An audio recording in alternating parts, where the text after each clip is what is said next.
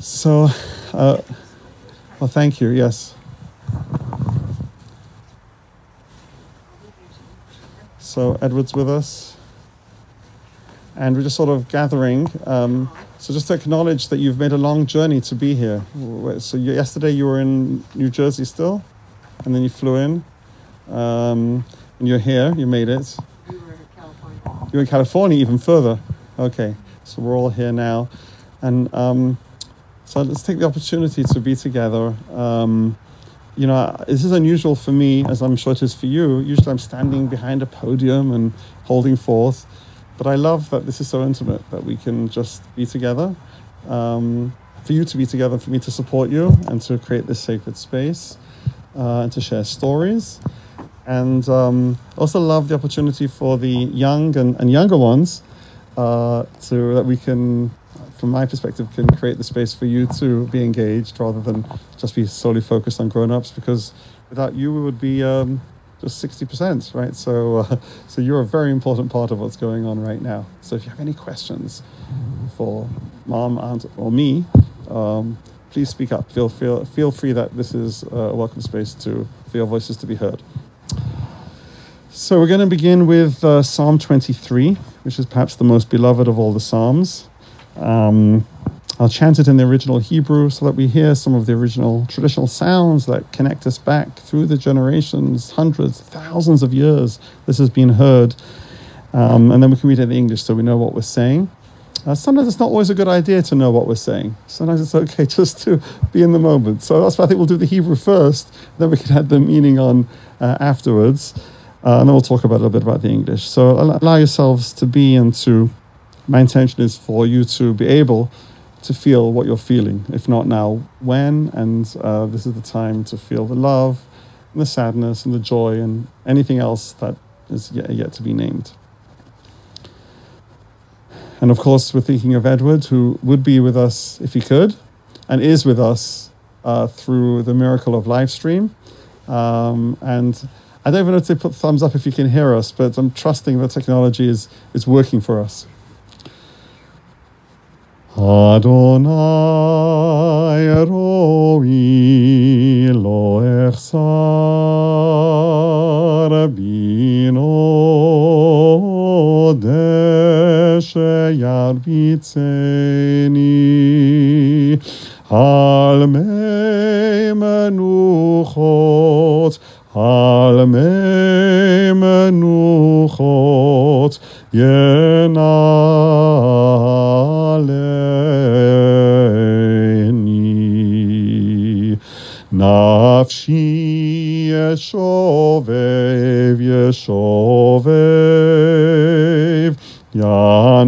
yancheni v'maglei tzedek yancheni v'maglei tzedek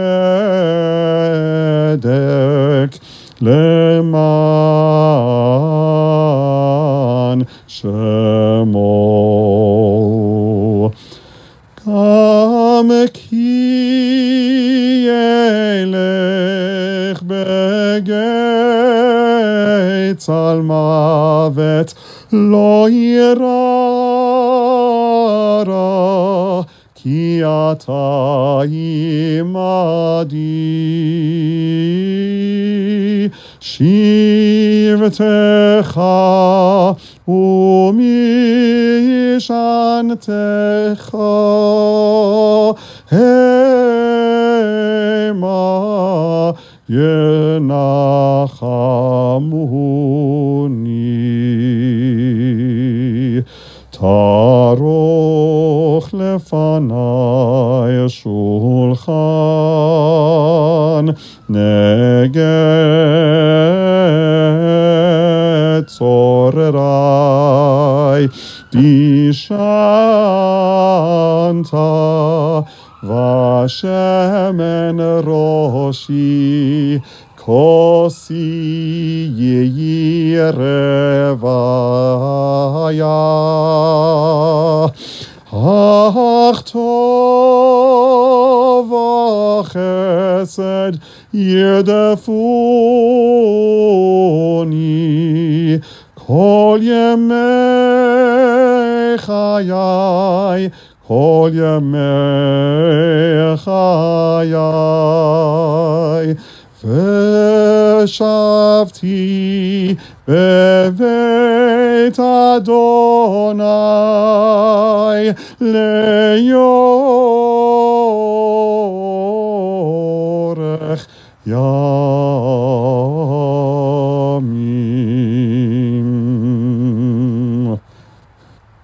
אדוני רואי לא אחסר, אדוני רואי לא אחסר.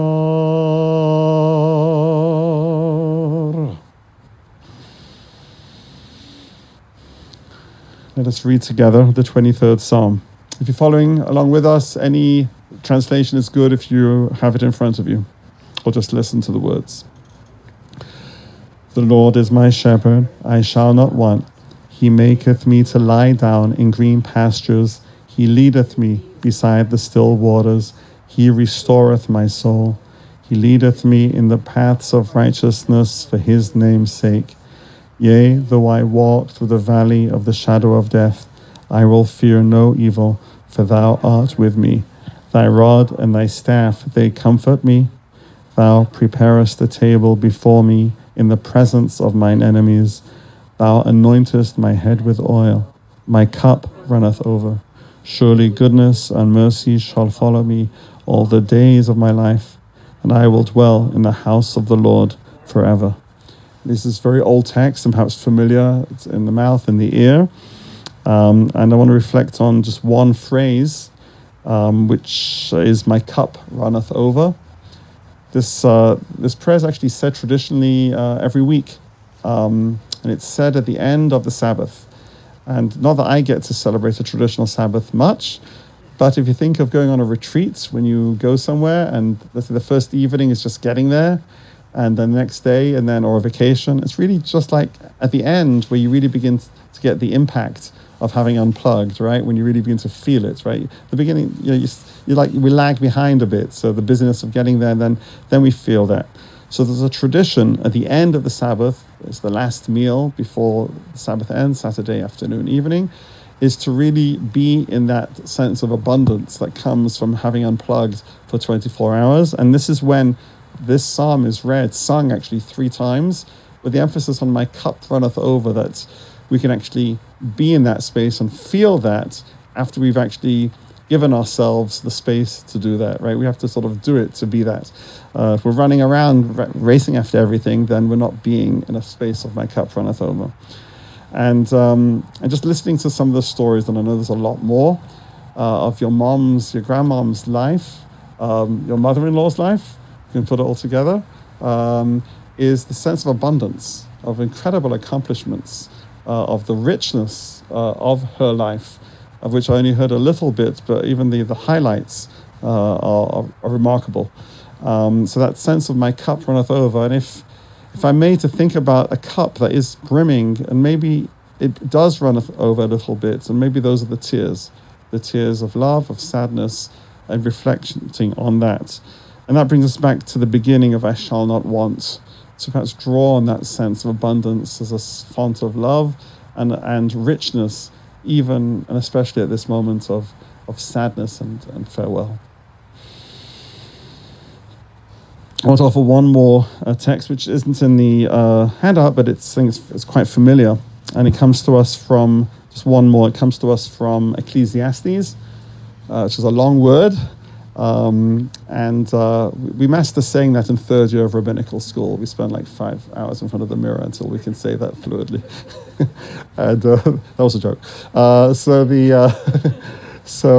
Ecclesiastes, we're told, was King Solomon, who at the end of, the wisest of all men, who at the end of his long life learned an extra measure of wisdom and wrote that down for us in the book of Ecclesiastes.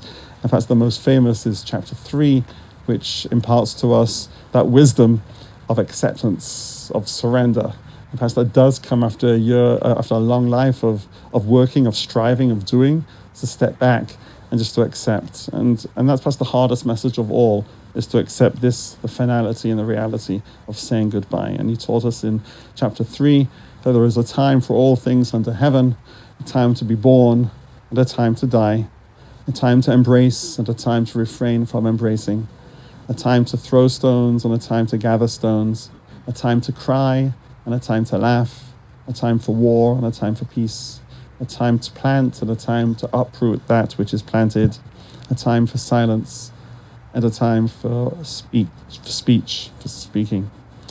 And we have gathered in respectful, dignified silence, and this is also the time to speak.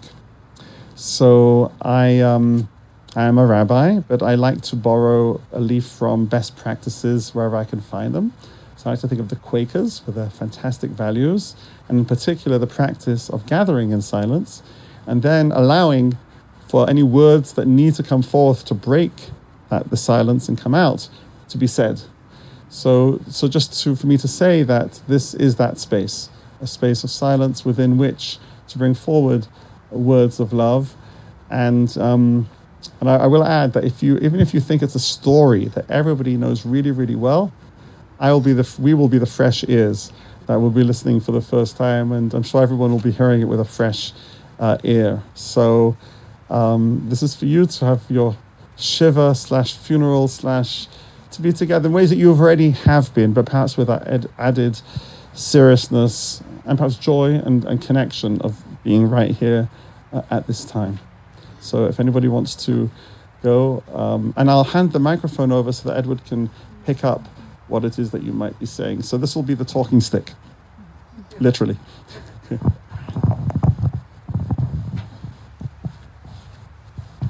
we go. Thank you for going first. Can you see the heads or no?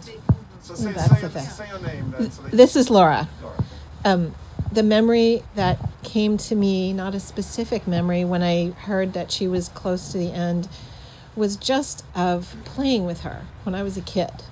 And she was very tolerant of my silliness and running around and messing with her and poking her and being silly. And she would be silly with me when she could. And sometimes she just was like, all right, whatever. But I just have a memory of a lot of joy of time with her when I was a kid, of just enjoying being goofy and making her laugh and laughing with her. What a great memory to have of your mom. This is Julia. There are so many memories, but some of what I remember the most is spending a lot of time eating and cooking with our mother, and she and I would eat all the things that nobody else would. we were the ones who loved avocados and artichokes and just things that the rest of the family said yuck to. And so I would spend a lot of time in the kitchen, the two of us enjoying things that everyone else thought were gross. and she, I remember how kind she was to me as a child and how much she encouraged me to draw and write and, write books and this and that and the other. So that's what I remember right now. I just also want to say, this is Laura, that she taught me all the editor's marks, proofreading marks, because she was a professional copy editor for much of her life. And I still use them to this day. Nobody else knows what they mean. Stet is meaningless to me, to most people. But I asked her the last time I saw her, and she was like, oh, yeah, I know what that means. She still remembered. Yes, so.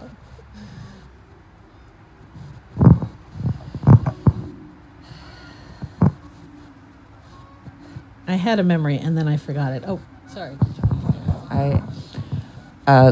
Abby, I don't know. I don't have much to say. I was born later in her life, but I remember all I've ever known her, she's been sweet and caring and not a single bad memory. I remember later in her life when she began to forget things. I remember when I saw her, she was upset that no one had told her she had a grandchild, and it was the sweetest. I don't have much to say, but she was a very sweet woman. It's, yeah. Wonderful that you have good memories.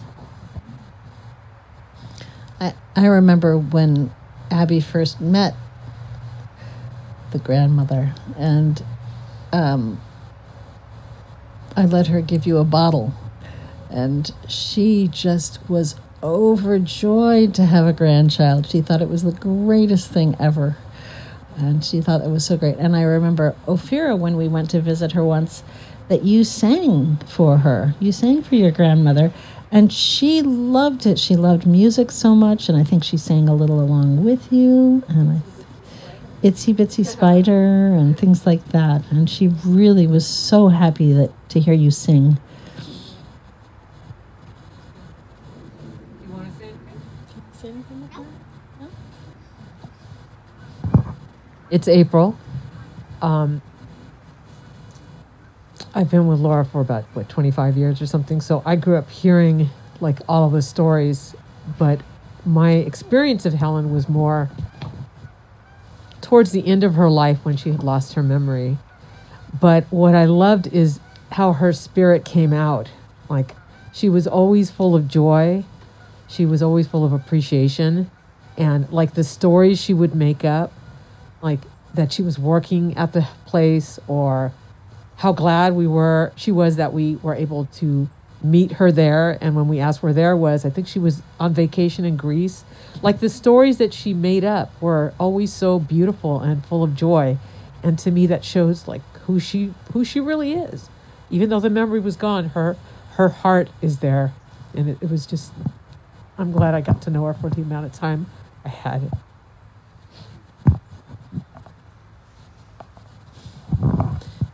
And I will say she was a very modest, shy, pretty socially anxious person who would do anything rather than have to talk to a stranger in a strange situation. But her dementia in some ways freed her from that, and she became a little bit sassy, which was very fun to see. One time we were visiting with my father, and she wagged her finger at him and she said, "I've got my eye on you." And he's like, "What did I do?" Nothing. And she often, especially earlier on when she was still trying to escape a lot, she said, "I'm going home." And we'd say, "Where's home?" And she'd say, "Chicago." So she lived here until she was 41 maybe? Yeah, around 40 or 41. So she lived almost half her life in the city and was very attached to Chicago. It's a huge part of what was still in her spirit and her mind as she was getting closer to the end. And so it's very nice to be able to bring her home. I would just definitely second that, because a lot of her stories, when she didn't remember so much about the present, she remembered the past and she remembered Chicago. And for Edward, there was one time when I was visiting with her recently, and she said to me, don't I live near one of those things called like a mister? Isn't there a mister around here? And I said, "You mean your husband, Edward?" And she said, yes, that. So she knew that you were there visiting her a lot. And even very much just a few weeks ago when I was visiting and you were there, Edward, too, you were telling her, "Listen, here's your daughter, Julia. Don't you remember playing with her in upstate New York?" And she opened her eyes for a minute and she just looked at me and said, "Chicago." So she remembers that I was born in Chicago and that she is back here home in Chicago. So that's a wonderful thing.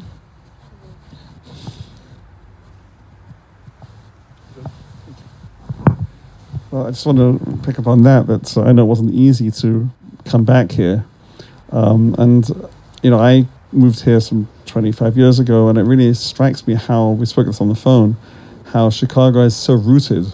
There are 3-4 generations, and people go off to California, Arizona, Florida, and then this is the homeland, right? And particularly here at Waldheim, right, where we're surrounded by so much history, right? And I know you're going to walk around a bit afterwards, and grandparents, great-grandparents right here. So that's very much in the very ancient mode. The term for being buried in the Bible is that he was laid with his ancestors, and we really feel that here.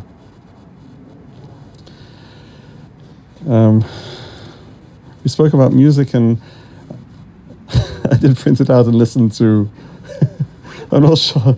Will I add to the gravitas of the moment, or down in the meadow in a little bitty pool? Yeah, it's this from the Three Little Fishes. It's giving sort of mammal-like love to fish, which is in a very sort of childlike way. You can perhaps listen to it on the way back. It was the Andrews sisters, or that's her period, her time.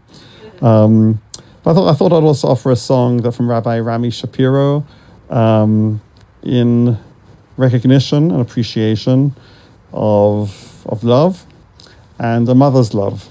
I'd like to reflect on how we are loved more than we can possibly know, because we've held babies, no memory of us holding them. Right? So we've all, and you can tell when someone is being loved. You tell it in the body or when they haven't. So when we're pre-verbal, the first 2 years, imagine how many people handled us, how many people asked after us, of which we know that we will never have any knowledge. So we know that we are loved more than we know that we have been loved. And just, having raised children, you know how much goes into that.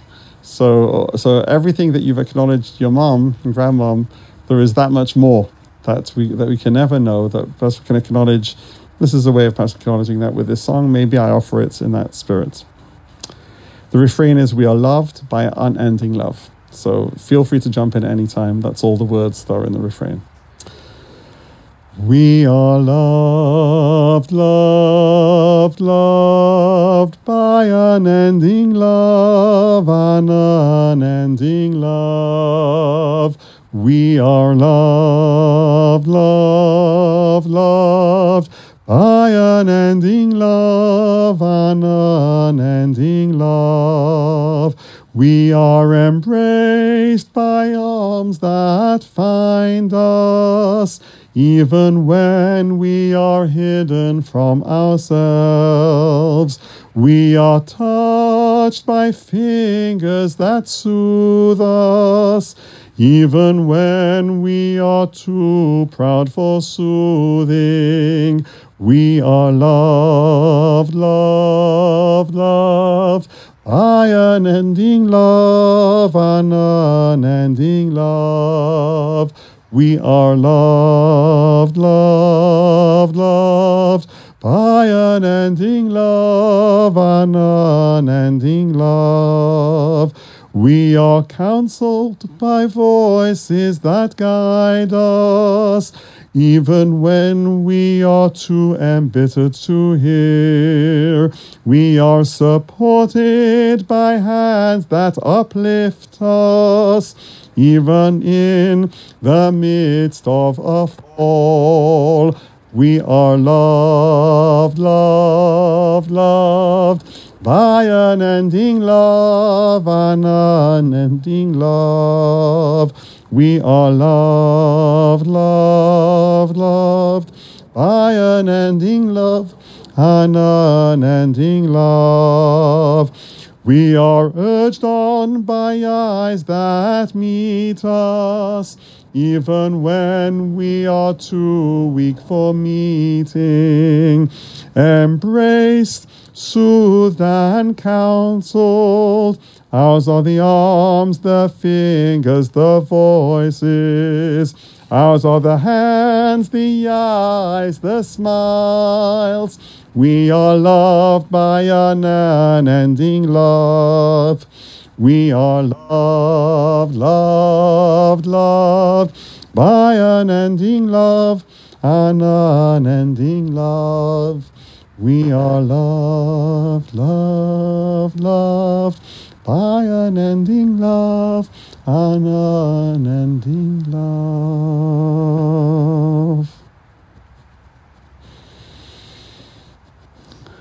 Is there any other words that you've remembered that you want to share before we turn to the El Malei Rachamim? Okay.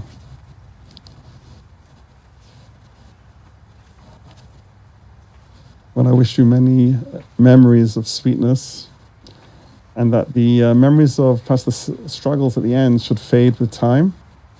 And there's a way of doing that. The way our brains are wired, the things we talk about, are the things that we remember. Literally, we remember, right? That's the, neuroscience teaches us that. So with time, I pray that the memory of the sadness will fade and the sweetness of the blessings will continue, and they will continue through what we just did, through the retelling of them. This is just the beginning of telling those stories and carrying them on. So we turn to the closing prayers, to the El Malei Rachamim, which you can find the English translation beneath the 23rd Psalm. It's traditional to rise out of respect, so I invite you to rise.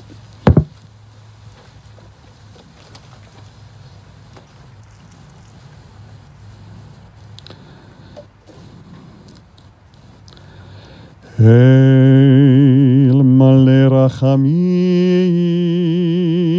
shochen bamromim Hamtzei menucha nechona tachat kanfei hashechina im kedoshim utehorim kezohar harakia mazhirim et nishmat yakiratenu shalcha le'olama לכן בא לרחמים יסתירהו בסתר כנפיו לעולם יהיים ויצרור בצרור החיים את נשמתה אדוני הוא נחלתה ותנוח ושלום על משכבה ונאמר Amen.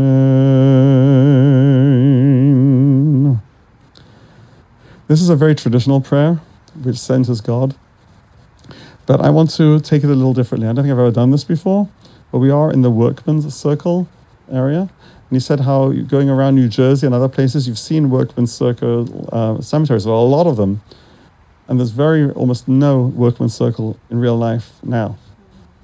So when we talk about remembering the stories of the past, they are the individual stories, but also the stories of the generation, all the many untold stories, which, you know, your mom was a dyed-in-the-wool Democrat, and a lot of the stories that can be told can only be heard within a certain political context, within a certain community of ideas. Free speech is very, very narrow. You know, aside from sports teams, NASA, and Star Wars, what are you allowed to wear on your jerseys these days, right?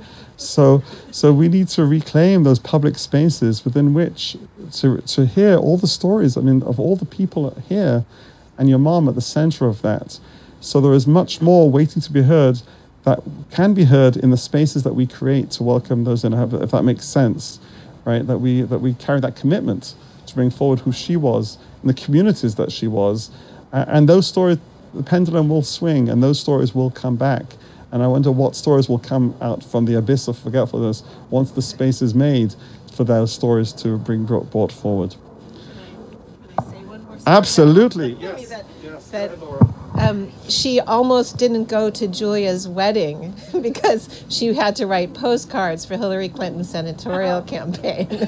That was very important to her.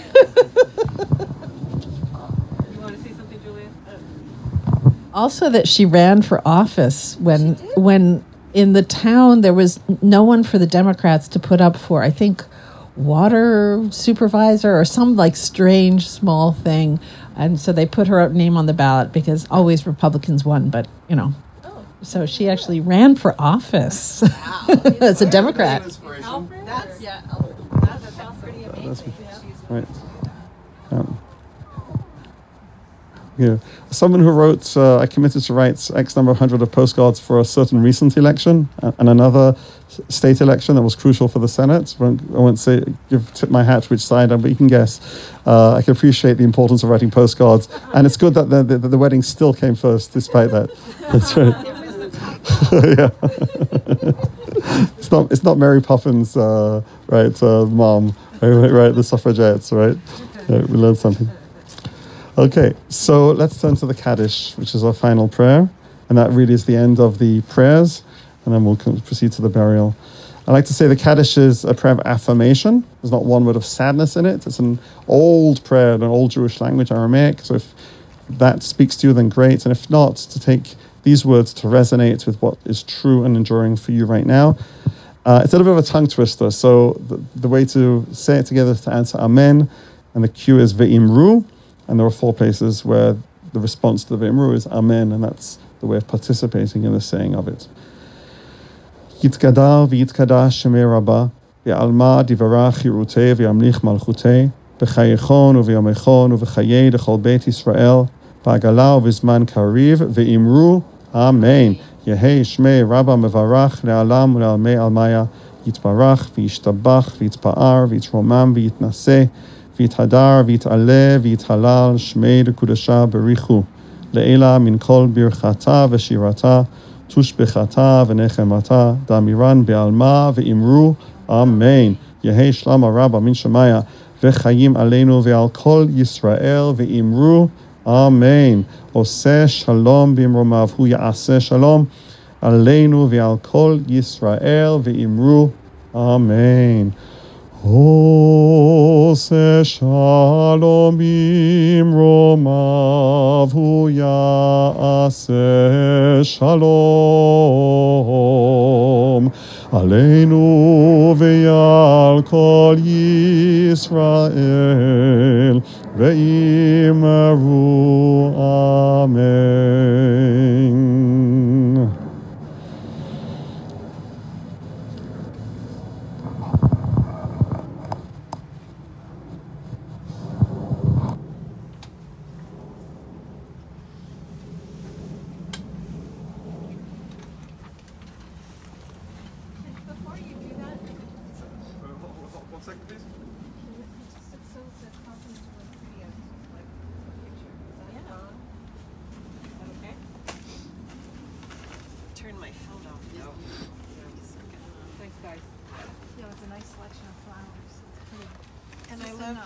The coffin is very simple, but I love the Jewish star.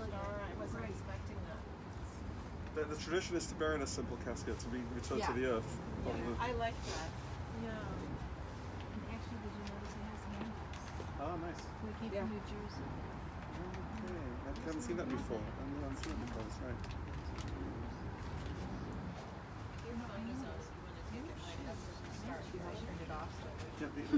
Susan's just pointing out, this is very unusual. I've never seen this before. It has handles. Oh, really? That's because it was transported. Right. So that tells the story that you came from New Jersey. That you see the handles. Yeah.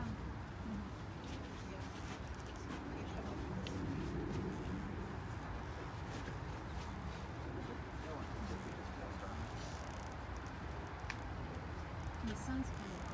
I know, that was Just as perfect we timing. ended. I was thinking Yeah, Like your it's pictures. meaning of behind it. Should we leave the flowers then with the casket, or do you want me to pick? Okay.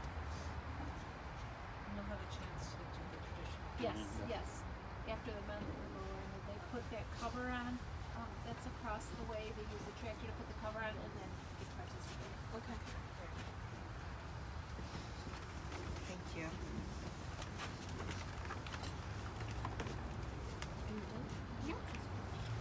But I did notice that it's this long. That's a good thing, because you're not going to eat all of those in one He has a sitting. ziplock. Yes, I am.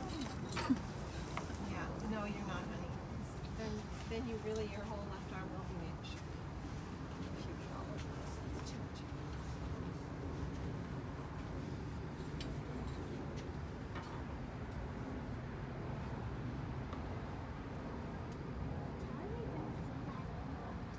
Yep.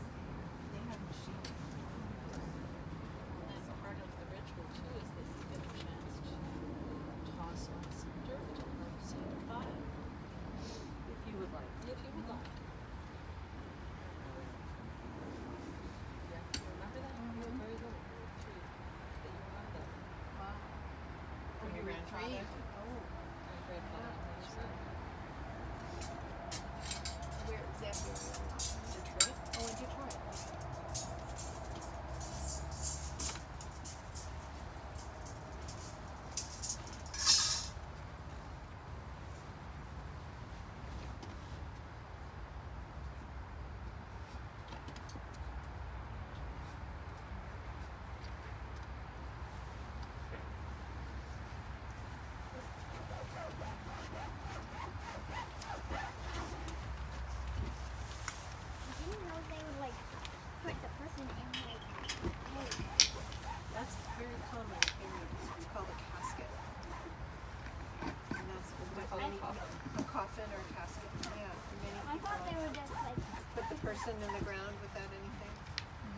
places do that, but It's this true, is in more Israel traditional. they do that, yeah. Oh, really? There's a shortage of wood and Yeah, that makes sense. ground, yeah.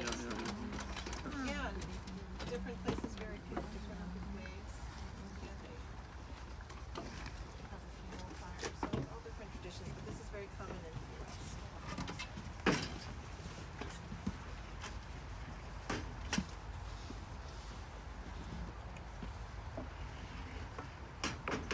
And in your case it was actually essential because you were coming a long distance. You needed some way of carrying. Yeah.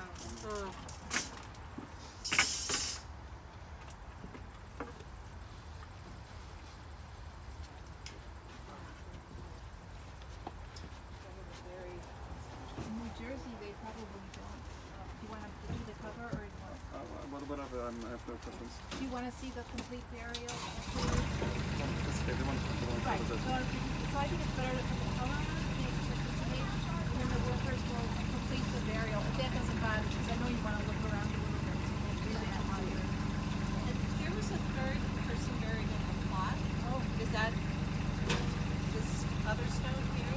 It was not a name I recognized. Oh, really? It might have been somebody.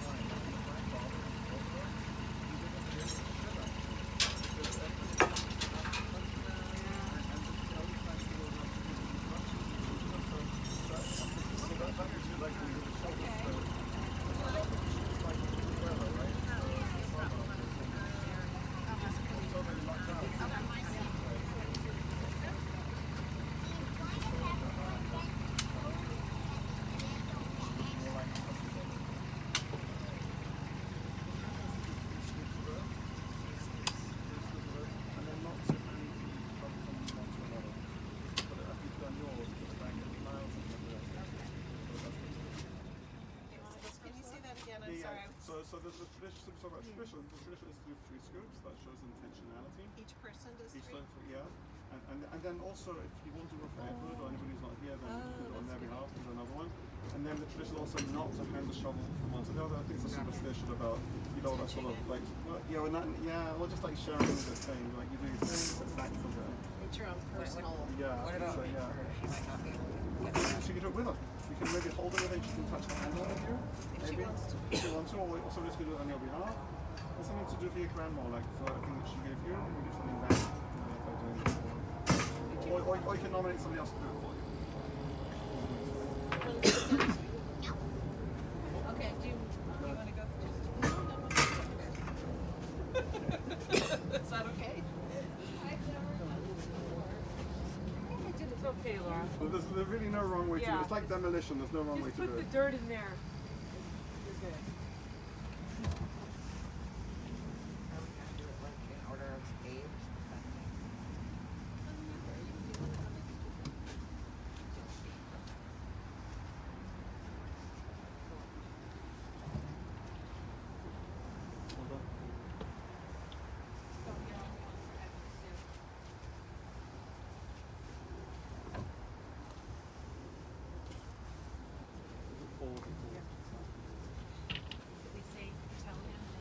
Laura put some earth on it. So, Edward, just want to know that Laura placed the scoop of earth on your behalf as your representative, so you're represented in this final act.